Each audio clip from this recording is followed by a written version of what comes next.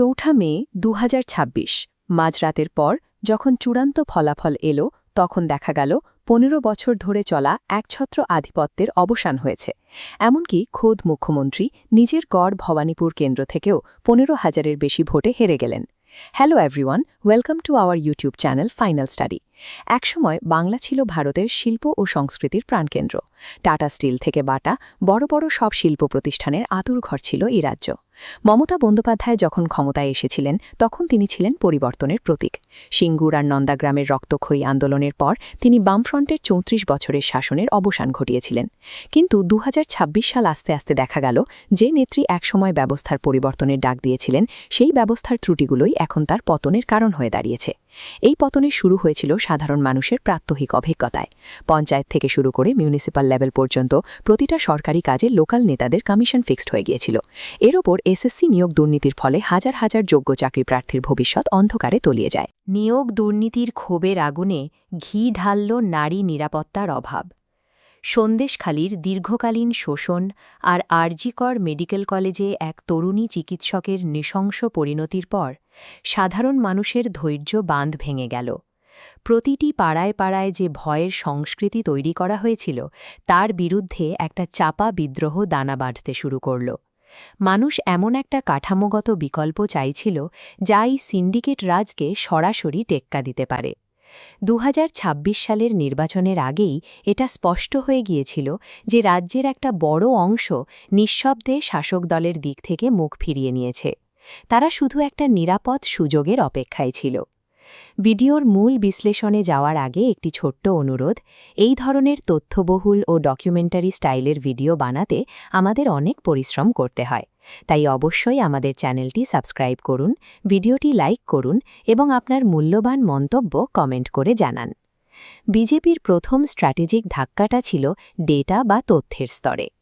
কেন্দ্রীয় নির্বাচন কমিশন যখন ভোটার তালিকা সংশোধনের জন্য বাড়ি বাড়ি গিয়ে ভেরিফিকেশন শুরু করল তখন এক বিশাল অনিয়ম সামনে এলো। ভেরিফিকেশনের পর দেখা গেল প্রায় ৯০ লক্ষ ভোটার তালিকায় অবৈধভাবে রয়ে গেছে। মোট ভোটার সংখ্যা ১২% কমে ৭.৬৬ কোটি থেকে ৬.৭৭ কোটিতে নেমে এলো। বিজেপি একে স্রেফ নির্বাচনী সংশোধন নয় বরং জাতীয় নিরাপত্তার বিষয় হিসেবে প্রচার করল। ভোটার তালিকা থেকে এই বিপুল সংখ্যক নাম বাদ পড়ার ফলে বিশেষ কিছু এলাকায় শাসক দলের নিশ্চিত ভোট ব্যাংক পুরোপুরি ভেঙে গেল। নজর দেওয়া হলো মাঠ পর্যায়ে। ৪৪,০০০ পোলিং বুথকে ৩ ভাগে ভাগ করে রণকৌশল সাজানো হলো। এর প্রয়োগ হলো পান্না প্রমুখ ব্যবস্থায়। ভোটার তালিকার প্রতি পাতার দায়িত্ব দেওয়া হলো একজন বিশ্বস্ত কর্মীকে, অর্থাৎ পাড়ার প্রতি ১৫-২০টি বাড়ির জন্য একজন প্রতিনিধি দাঁড়িয়ে গেল। এই ব্যবস্থার ফলে স্থানীয় নেতাদের ভয়ের রাজনীতি অকেজো হয়ে পড়ল। যখন ভোটাররা দেখলেন যে প্রতি ১০টি ঘরের মাঝে একজন বিশ্বস্ত ব্যক্তি তাদের সুরক্ষার গ্যারান্টি দিচ্ছে, তখন শাসক দলের পাড়ার দাদাদের দাপট আর কাজ করল না। পান্না প্রমুখ সিস্টেম শুধু ভোটের অঙ্ক নয়, ভয়ের পরিকাঠামো সরিয়ে বিশ্বাসের নতুন নেটওয়ার্ক গড়ে তুলেছিল। বিজেপি শুধু ভয়ের সমাধান দিয়েই থেমে থাকেনি। তাদের ইশতেহারে প্রতিশ্রুতি দেওয়া হলো মহিলাদের জন্য দুর্গা স্কোয়াড, সরকারি কর্মচারীদের জন্য সপ্তম পে কমিশন আর বন্ধ কলকারখানা খোলার।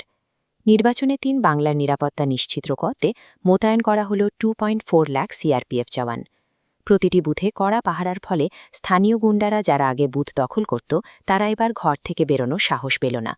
এই ভয়মুক্ত পরিবেশে মানুষ প্রাণ ভরে ভোট দিল।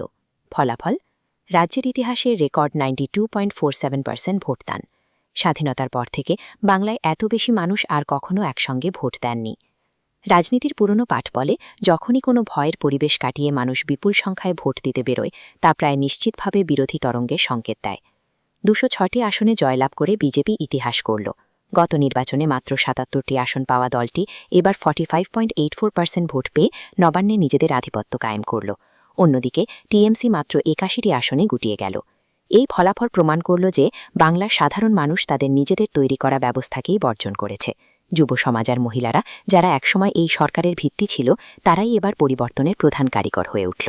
যেহেতু বিজেপি এই নির্বাচনে অনুপ্রবেশ ঠেকানো এবং ভোটার তালিকার স্বচ্ছতাকে জাতীয় নিরাপত্তার ইস্যু হিসেবে তুলে ধরেছিল, তাই এই জয় উত্তর পূর্ব ভারতের কৌশলগত চিকেন নেক অঞ্চলের নিরাপত্তাকে এক নতুন মাত্রায় নিয়ে গেল।